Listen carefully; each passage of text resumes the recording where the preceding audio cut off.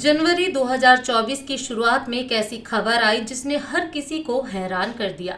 ये खबर थी एक माँ द्वारा अपने ही 4 साल के मासूम बेटे की हत्या की, और जिस पर हत्या का आरोप लगा था वो कोई मामूली औरत नहीं बल्कि एक डेटा साइंटिस्ट तथा बड़ी कंपनी की सीईओ थी। आप समझ गए होंगे कि हम सूचना सेठ केस की बात कर रहे हैं। तो आखिर सूचना सेठ केस की पूरी कहानी क्या है?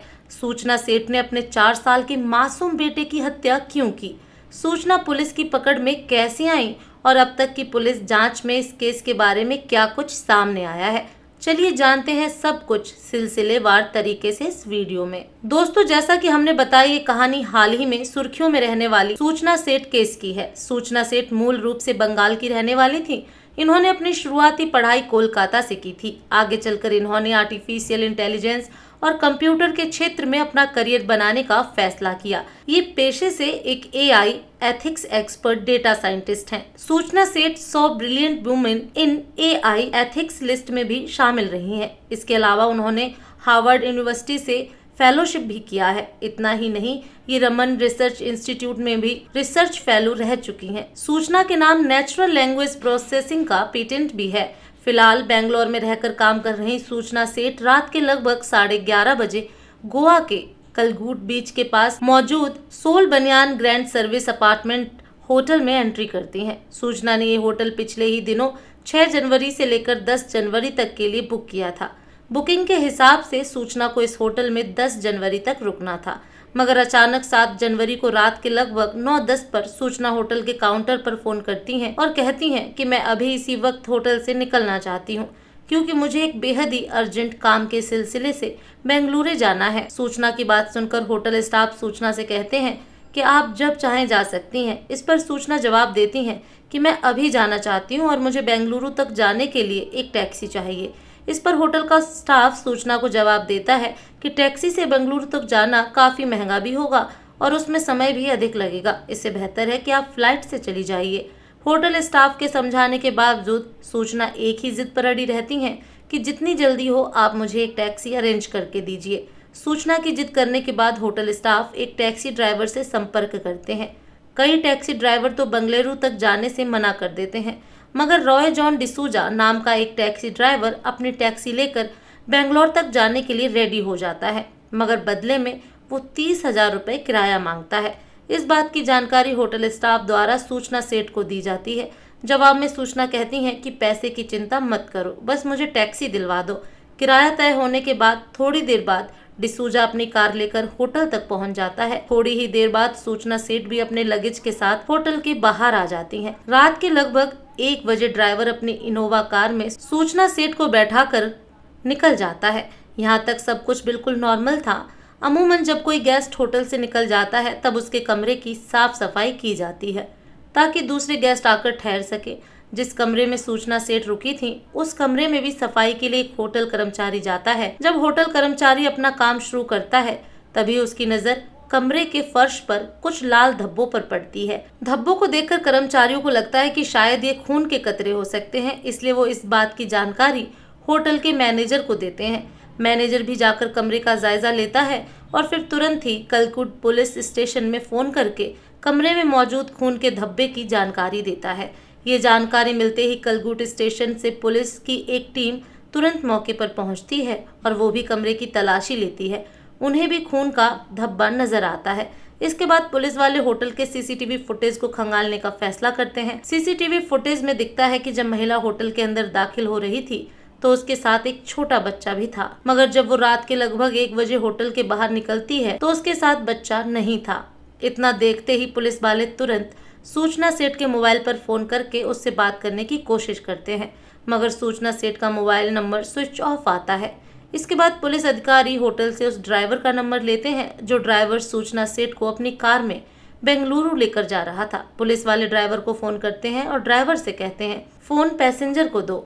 जब पुलिस वाले महिला से बात करते हैं और पूछते हैं कि आपके साथ आपका बेटा भी होटल के अंदर दाखिल हुआ था, मगर वापस जाते हुए उसे किसी ने नहीं देखा, तो आप बताएं कि आपका बेटा कहाँ है।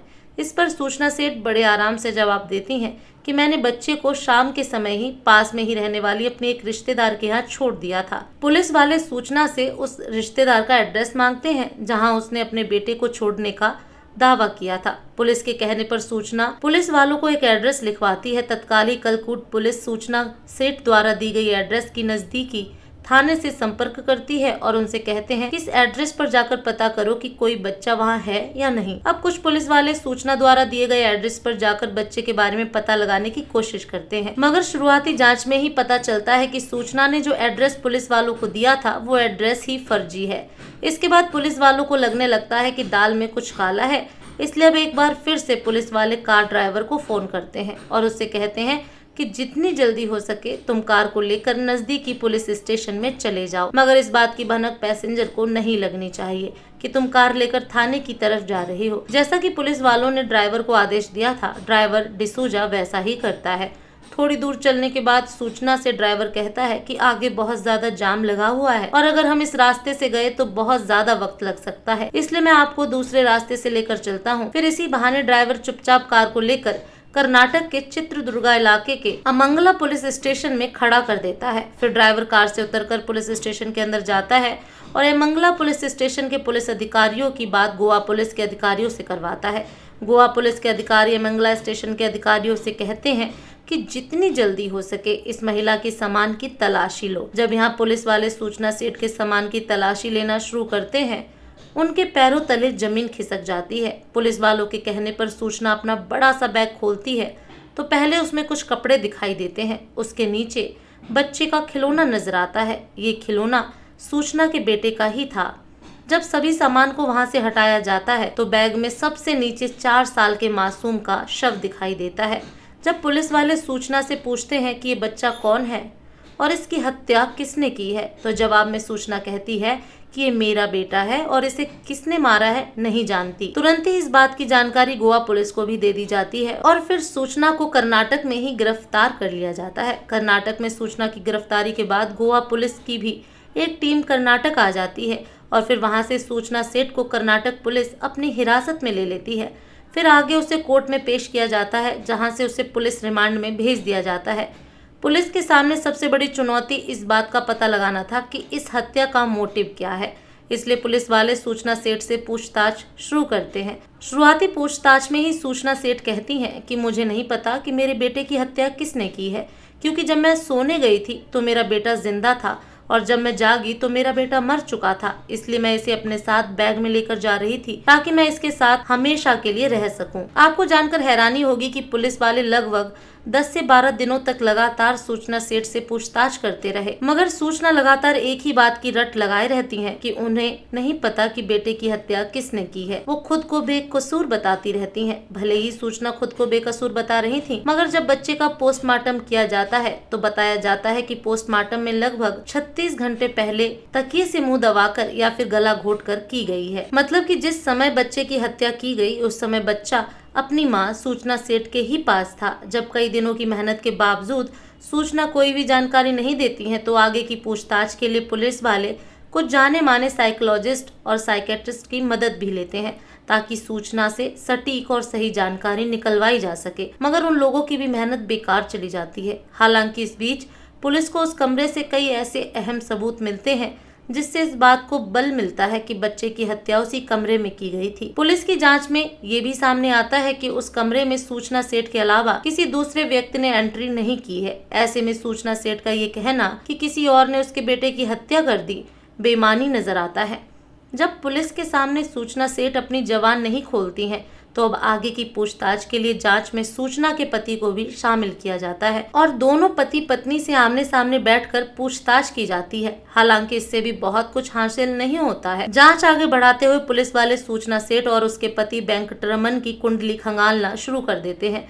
जांच में पता चलता है कि सूचना सेठ का पति वेंकटरमन केरल का रहने वाला था। इन दोनों की मुलाकात जॉब के दिनों में ही होती है और फिर दोनों एक दूसरे को पसंद करने लगते हैं और एक समय बाद 2010 में शादी कर लेते हैं। शादी के कई साल बाद उनके घर एक बेटे का जन्म होता है। बेटे के जन्म के बाद दोनों का रिश्ता बनने की बजाय बिगड़ ही जाता है और धीरे धीरे हालात इतने ज्यादा बदतर हो जाते हैं कि दोनों 2023 में फैमिली कोर्ट में डिवोर्स के लिए आवेदन कर देते हैं। दोनों पति पत्नी का डिवोर्स लगभग तय हो चुका था, मगर मामला बेटे बेटे की कस्टडी को लेकर अटका हुआ था। सूचना सेठ चाह रही थी कि बेटा उसके साथ रहे, जबकि वेंकटरमन चाहते थे कि बेटे की कस्टडी उन्हें मिले। इस बात को लेकर लंबे समय से कोर्ट में सुनवाई भी चल रही थी। सूचना और वेंकटरमन के बीच बात इतनी ज्यादा बिगड़ चुकी थी कि सूचना वेंकट को अपने बेटे से मिलने भी नहीं दिया करती थी। इस बात को लेकर वेंकट अदालत के शरण में जाता है और फिर वहाँ से फैसला सुनाया जाता है कि हर संडे वेंकट अपने बेटे से मिल सकता है। अदालत वेंकटरमन को महीने का 20,000 गुजारा भत्ता के रूप में सूचना सेठ को देने का आदेश देता है। इस फैसले के बाद काफी समय बाद 10 दिसंबर 2023 को वेंकटरमन अपने बेटे से मुलाकात करते हैं, मगर इसके बाद 4-5 संडे यूं ही निकल जाते हैं और वेंकट चाहकर भी अपने बेटे से नहीं मिल पाते हैं, क्योंकि कोई न कोई बहाना करके सूचना अपने बेटे को लेकर बेंगलुरु से निकल जाया करती थी। वेंकट अपने बेटे से न मिल पाए, इसीलिए 31 दिसंबर 2023 को भी सूचना अपने बेटे के साथ बेंगलुरु से गोवा आ जाती है। यहाँ वो लगभग 3 दिनों तक अलग अलग जगह पर घूमती है, फिर बड़े होटल में रहकर वापस बेंगलुरु चली जाती है और फिर 4 दिन बाद ही एक बार फिर से बेटे को लेकर गोवा आती है और 6 तारीख की रात को होटल में एंट्री करती है।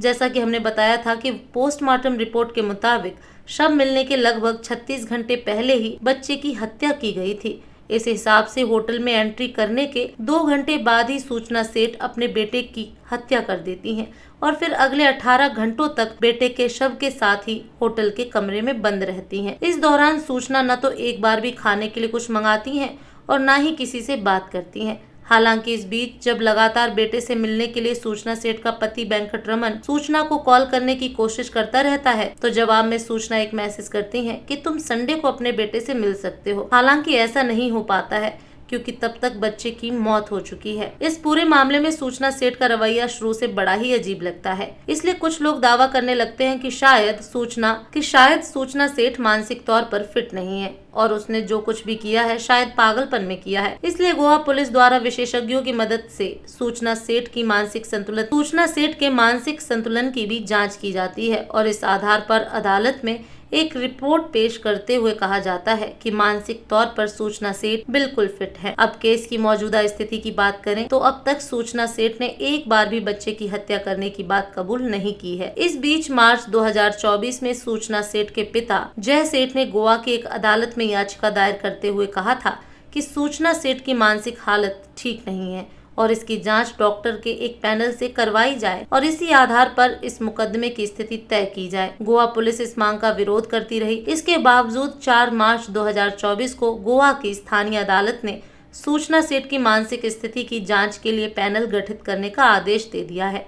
अब आगे डॉक्टर की ये टीम जो भी रिपोर्ट पेश करेगी, इस आधार पर सूचना सेठ का भविष्य तय होगा। वैसे कुछ लोगों का ये भी कहना है कि सूचना सेठ एक हाईली क्वालिफाइड इंटेलिजेंट महिला है, इसलिए उसे पता है कि कैसे बचा जा सकता है, इसलिए वह नाटक कर रही है। अब सच्चाई क्या है वह तो आने वाले वक्त में ही पता चलेगा।